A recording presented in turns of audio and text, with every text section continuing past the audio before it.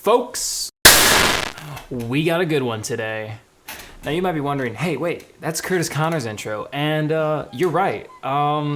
As of today, Baked Potato Productions is signing the declaration of war against Curtis Connor and Curtistown. Step aside.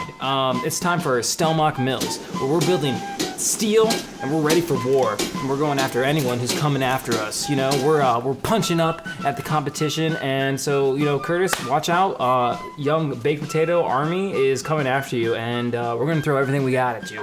We're gonna potato launch ourselves at you. You better take a little potato gun bazooka, put some hairspray in there, right at Curtistown's walls, okay? Stelmach Mills, where real metal and real iron's made.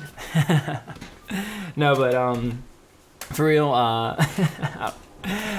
we do have a good one today, and we are gonna be analyzing Netflix's next gen best thing since Prank Encounters. I mean, if you're a subscriber, you know about Prank Encounters. You know, it's probably one of my most viewed videos on this channel. You know, the crazy, fake, stupid Netflix reality TV show that they tried making. And this one's even worse, or better, depending on how you think. And this one is called Love is Blind, as you can tell by the title. It is just, Netflix just time and time again just shows how bad they are at making reality TV, and how much better like things like The Bachelor or like Love Island or those kind of shows that are like, you know, that you think they're like, oh, that's stupid, but like it makes it so much better when you look at a show like Netflix's Love is Blind or Prank Encounters. It is a show like an 8-part series or 10-episode series on Netflix where it's a social experiment where people go into a building, they don't see each other, and they speed date basically. And so, and at the end, you choose to get married with that person or not. But the only way to see them is to propose, and then them saying yes. There's just some things that really stepped out to me that I was like, this show is so ridiculous and stupid and scripted and whatever. There's obviously gonna be spoilers, and I'm just gonna jump right into it. Not right now, but like when I go into it, I'm not gonna work around spoilers. I'm just gonna kind of say what happens. So if you really do want to watch the show, I'd recommend watching it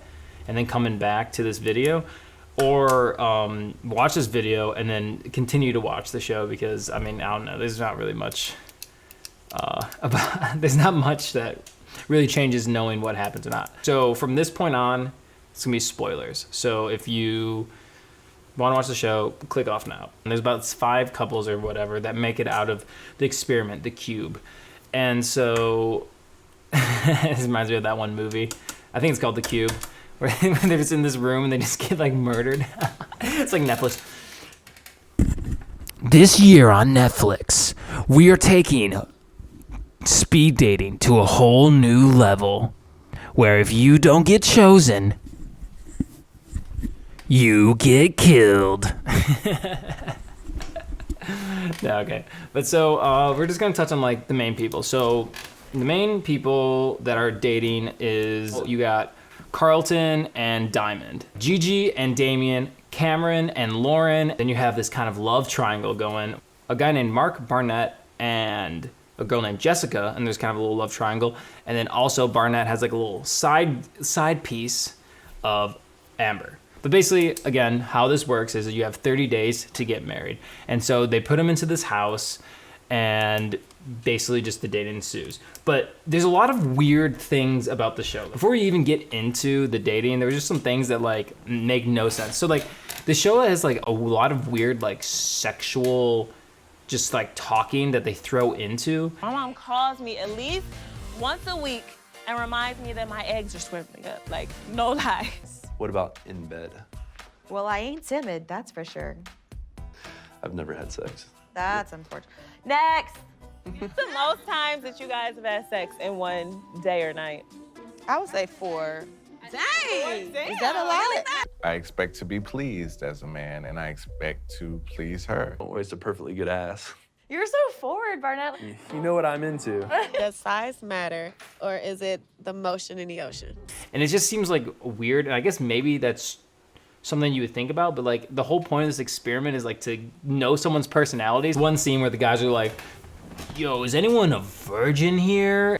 Not me, no, dude, nah, dude, I lay pipe every day. Well, that's weird, because someone asked me that question, and this one guy's just like, over here, just like, and then they're like, for real, bro? And he's like this like 36-year-old dude, or even older. He's kind of like, you know, has got the hair slicked back. He looks like a little bit of a, I don't know, a little nerdy. Let's be honest. Anyways, so and then they just like proceed to flame this guy. Is anyone a virgin here?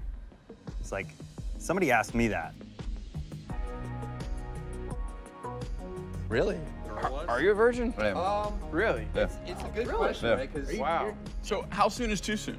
If right here says now, and it says the same to her. Sometimes right here is right here, though. Oh my God. Every girl grows up waiting for their Prince Charming, and I want to make sure that this is it, that this is the one, and I'm willing to wait for it. And like, it's just funny, like, and then this Taylor guy, his name's Taylor. This is the only time you see him.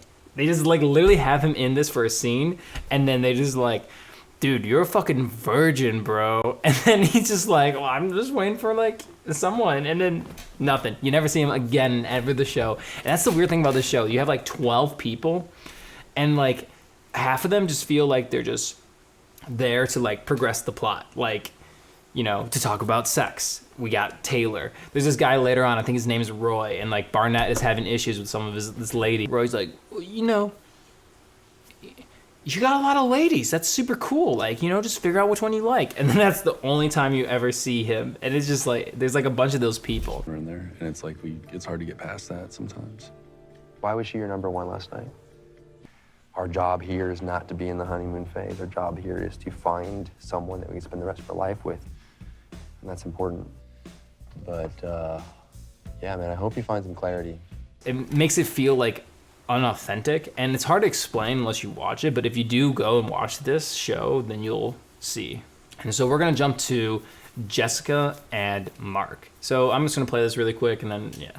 You're kidding. I'm from 2 hours west of Chicago. Go Cubbies. I was about to say, oh my God, she's a Cubs fan. Huge Cubs fan. Huge Bears fan. I'm a Bears fan till I die. You know what? I make the best Italian beef. Literally, my Italian beef is the best. I'm smiling. This is awesome. So happy you're here. Okay, so there we go. So, and you know, it's harmless enough, it's like fun, but it's just like, oh my God, I have a serious connection with this person. We talked about Italian beef and the Bears and the Cubs. And it's like, and I get it, it's like, you know, whatever, but like, this is what it, like, and it's probably the issue with the show, but like, so like the next time you see them, they're like, oh my God, I love you so much, like, let's do this, like, this is so crazy, it's only day 3, but like, I'm in love.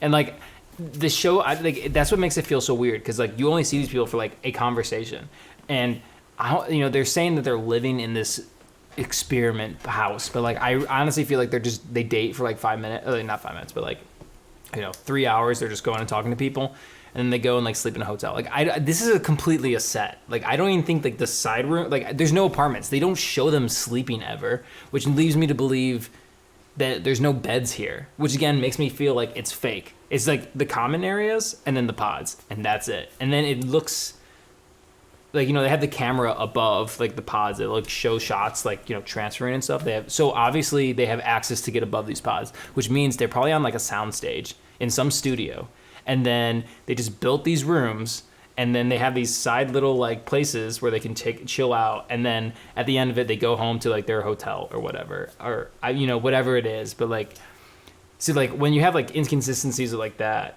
it makes it feel like really fake, you know? Like, you see where they live and where they sleep, and the girls like on The Bachelor, or like, you know, obviously Love Island. Like, here it just seems so scripted. Now our next person, Cameron and Lauren, and these two are our lovebirds. They're smitted lovebirds from the beginning. My name is Lauren Speed, and I'm 32. My name is Cameron Hamilton. I'm 28, and I'm from Lee, Maine. All right, so we got Cameron and Lauren, and I just like... Before. I'm the only one you'll ever need to meet. Well, I'm the only one that you need to meet.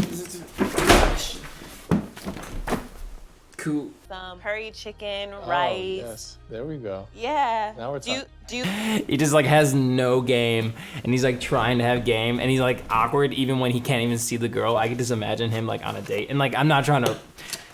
There's nothing wrong with being shy or anything. So these two are like our golden lovers. So they talk a lot, blah blah blah, and they are the first ones to get engaged. So before we go to like the later days where it kind of really turns up, I just want to show one more couple. So this is gonna be Barnett and Amber's first meeting. A lot of people don't take me seriously because I ain't ugly. So, and I've actually had a few people tell me that they were pleasantly surprised when they found out that I can hold an intellectual conversation. They get really shocked when they find out there's more to me than just looking cute. I'm Barnett. Is that your first name or your last? My last name, but my real close friends call me that. Yeah, a lot of my friends call me Pike. It's kind of an army thing, but they also did it in cheerleading. Okay, so you're in the Army, I was. and you're in cheer. And that's another thing about this show. Like, it feels like they're forcing kind of like stereotypical relationship, or like, you know, like you got like the guy, Mark and Jessica, who 10 years apart. You got Cameron and Lauren, who like are like, you know, an interracial couple. You have Amber and Barnett, who are both kind of like the same kind of douchey personality person. And then you have like this, we'll get to them, but Damien and Gigi, who Gigi's like this pretty, you know, kind of seems like she'd be like, you know, like kind of like that popular girl, Instagram model, Instagram influencer. And you got Cameron, who's a little more of a shy, awkward guy, right? Who's like really buff. He's like the nerdy guy that like got like really swole after high school, and then you see him at like the high school reunion, and he's just like, yo, what's up, bro? Holy shit, dude! Like, Damien, you're really massive. Like, is that you?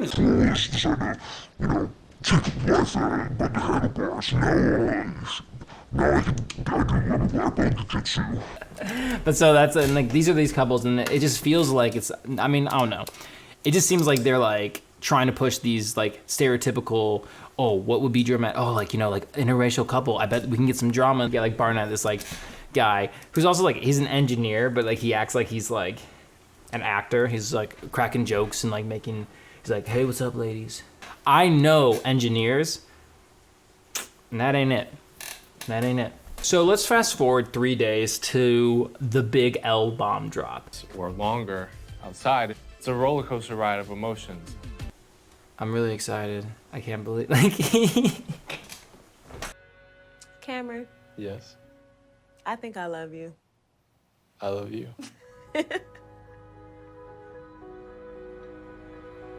Wow. I love you. I love you. what was that? I don't know if he's getting caught up or like he like almost, he just threw up in his own mouth because of how stupid it sounds that he's telling someone he loves them after 3 days and only talking for like 3 hours max, let's say. He's just like, I love you. I just imagine like they cut away from that shot because he's just projectile vomiting in the other room. I don't know, maybe I'm a cynic, but it's like, I'm not gonna be like, oh, we talked, so like I'm in love with you. Like I'm gonna be like, let's talk about real stuff before we go any further. Let's fast forward to when they propose. I feel immense attraction to her, and I've never seen her before. I know Lauren is the one, and I don't need to do any more searching. I'm ready to propose to Lauren. Cameron, you sound like you're fucking Dexter and you're about to slice someone fucking up. What was your tone? He's been using me the whole time. I didn't create a monster, I was used by one. He used me.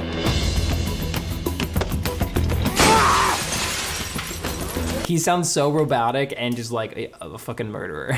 There's one couple, I'm just gonna touch on them because there's something that happens later that we're gonna touch on. But basically, Diamond and Carlton, they are kind of just boring. I don't know. Carlton has, to give, basically sum it up, Carlton is, or was, I don't know, he is bisexual, but he's looking for a wife, I guess is basically what he says. She is just whatever. And then they say, they say these things. There's just one thing I wanna show. Passed away when I was a very young girl. I remember like going to the funeral And I seen ladybugs everywhere I went. Today, I woke up and I literally seen a ladybug on the mirror. I really thought that was my dad talking to me. Fast forward 2 episodes, you're gonna see exactly how far 3 or 4 days talking to each other is really gonna, how strong of a bond that is between these two. So we got Mark and Jessica who are talking, and they're the 24, the 2 Chicagoans, and they're 24 and 34. They're great, but then Jessica also likes Barnett, and so every time she talks to Mark, she's like, oh my God, I love you. And Mark is just 100% on Jessica. But then Barnett comes in the picture, and Jessica's like, oh, Barnett. And he's like, sup, bitch? Hey, Darren. What's up, bitch? Stop. Bitch. That was what Barnett to Jessica reminds me of. But so, fast forward, and basically Mark is like, hey, let's do this. And then Jessica's just like, I don't know, it's crazy. I don't want to rush into anything. And then Mark's just like, what the fuck? I don't want you to hurt. What are you talking about? Obviously, since day one, I've been Mark. That's just been it. Pursue relationships like I came here to do. I'm giving you everything or whatever. What the fuck? I get it. You want to weigh out all your options and be certain. I'm certain. You were certain when you walked out yesterday. I'm just trying to explore everything because we only have a limited amount of time, and it's the rest of our lives. You know what I mean? You're 10 years younger than I am. And this is just, another example of why this show is so stupid, right? You got this guy who's heads over heels. And so you have Jess, this girl, she wants her cake and wants to eat it too, whatever that phrase is. If I sound so stupid. Yeah, so she likes both of them, and she's like, oh my God, I love you, Mark. And then she's like, oh my God, I love you, Barnett. So she's getting mixed signals, and so she totally is like, you know what, I need some space for Mark. And then so she goes and talks to Barnett, and then this happened. Truth or dare? Is it true that you still feel the same way you felt last night about me? I don't know. Wait, really? Yeah. Oh. Okay. I feel like I should go Why? because I don't fuck with people like you. What does that mean? I'm not playing this game with you. I'm not trying to play games. I'm trying to feel everything out right now. I'm trying to be Okay, well, rational. why did you... So that's what I just love, right? So this scene, Barnett's just opening up. He's like, man, hey, I got a lot of connection with a lot of people, and I I don't want to hurt any of you guys, but I know I have to choose one of them. And then Jess just goes from here to 0 to 100. She's like, you fucking piece of shit. I don't fuck with people like you. She literally was doing exactly what Barnett is doing. She had 2 people, and she felt strongly about one other person, and then she wanted to see how it was going. And if Barnett said, yes, I love you, she would not have went with Mark. But because she likes Barnett, and got rejected, she's completely turns it on him and is like, I don't fuck with people like you. You're weird. You're ugh. I'm got by. Anyway, so she goes running back to Mark, and Mark's like, yes, I love you, Jessica. And then they get together. But something I noticed when I was filming is there's this weird, there's this magic guitar that is just no one ever plays. It's just there. It feels like a set prop. And it's just you see Mark carrying it one time. Barnett is playing with a ukulele at one time. And then this guitar is anytime there's a camera, conversation in the common rooms, there's the guitar is just chilling here. And so I'm gonna I'm showing him. I'll show him right now. But I don't it's just so weird. Something I just noticed. I'm there's one more couple I want to talk about, and that is Gigi and Damien. I don't really care about them talking. They're just but there's a few scenes that really make it feel super scripted, especially this Gigi girl. This Gigi girl seems like she's completely she just sounds like she's reading a book. I don't get attached quick. That's the same thing with me too, but something that is kind of in the back of my head is that I self-sabotage all the time. But I realize that I do it when something that's too good to be true is happening to me because my parents' divorce really fucked me up. Is that Like, what is, like, that is, am I the only person that thinks that's weird? Like, it seems like it's literally like, she's doing exactly what they wrote on the script. Like, okay, let's talk about, like, negatives about, like, relationships and, like, self-sabotage and shit. Okay, so I'm gonna stand up, I'm gonna sigh, I'm gonna say but and hold it for a few seconds, then I'm gonna walk around the couch and stand. me too? But something that is kind of like in the back of my head. Doesn't that just sound like she's reading a script? I don't know. And then it gets even better. So now let's fast forward. We don't care about anything else. They're getting engaged. All right. And so he's asking her to marry him and blah, blah, blah, blah. Oh, and here's another thing I've noticed. Every time they engage, they do this weird slow-mo shot where it's like literally like in their faces.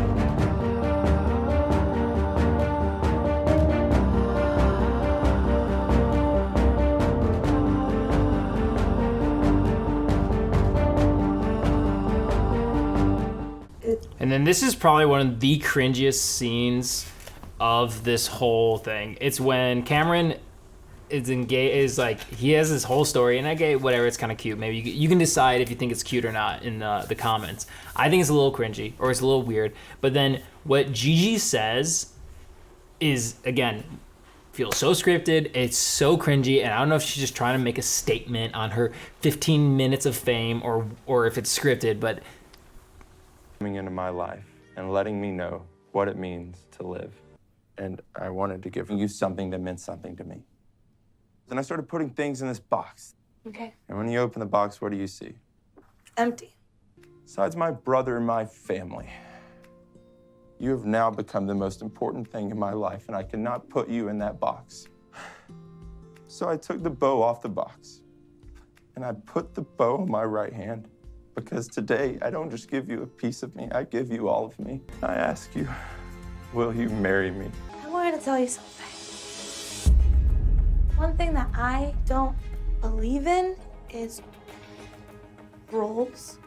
I do whatever I want. And what I want you to do is I want you to stand up. I see you as my equal, and I'm just as strong as you.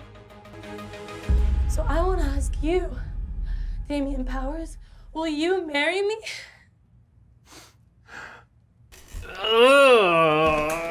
I am like, oh no, I'm out of focus. It is so cringy. Like that line, that is like, I don't know. It just seems so unnatural. I don't know who would ever say that. When I watched it the first time, I cringed as hard as I just cringed right now. I don't get that at all. And so, I don't know, it's just like, whatever. So they get married, or they say yes. He gives her a little bow that comes into play later. But basically, so that's basically it. So now that's that. That's just that really cringe. This is probably the most cringy couple. You know how you tell me this is the best sex of your life? Have you noticed that I don't return the compliment? I don't say it's the best sex of my life too.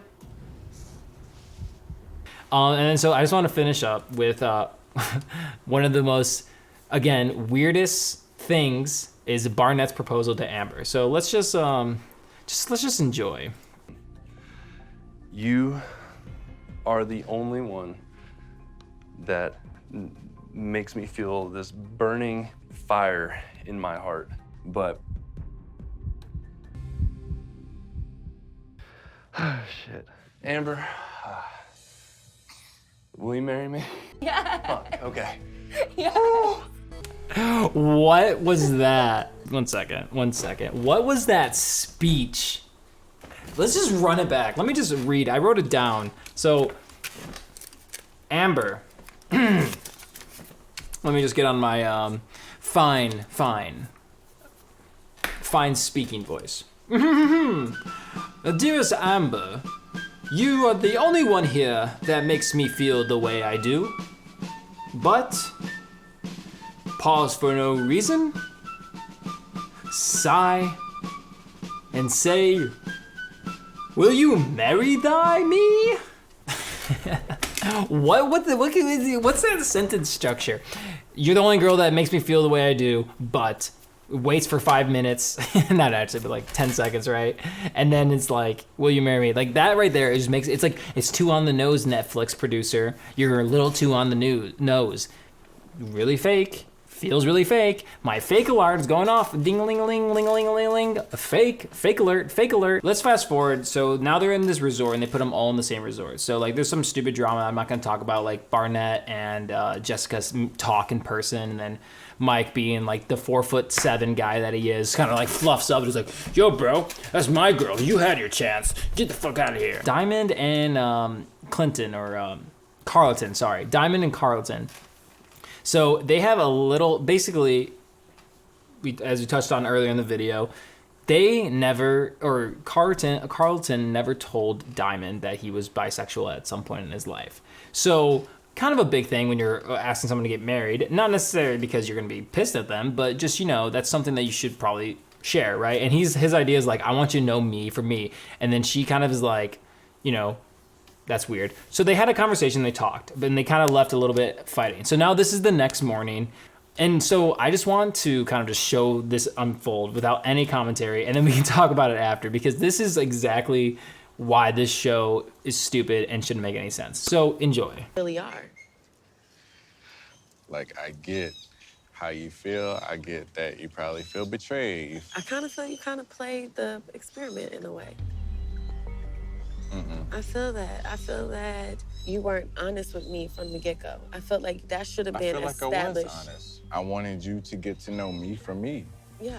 That's always been part the of you, though. strategy. You don't have But to. I want to, because I wouldn't be here if I wouldn't, okay? So don't try to play the victim here, okay? It's insulting me at this point. It's insulting you? Yeah, Oh, so it this is. whole process is not Yeah. insulting to me? Have your moment. Goodbye. You You can need go. You can go, because you got some You need issues it. that I see I have now. issues because yes, I'm you telling do. my You truth. have some serious issues. So the fact Nah, that you're you're going to typical. disrespect me, You're typical. You're going to disrespect me because how I I'm feel. disrespecting Because you're misleading for and other being people. called all We types about to of go here names. and walk down the aisle. Nobody has and you ever never had told an me. issue with it except you. These other I girls ain't you've fucking been with talking you like to. that. I don't I care ain't- if you're not fucking with me. I ain't. You're I not gave the you one. your ring back. I don't give a fuck about a ring. Fuck a ring. Fuck a ring. This is why I don't deal with bitches like you. Oh, I'm a bitch now. Going to the funeral, and I seen ladybugs everywhere I went. Today, I woke up and I literally seen a ladybug on the mirror. I really thought that was my dad talking to me. Remind me that everything's gonna be okay.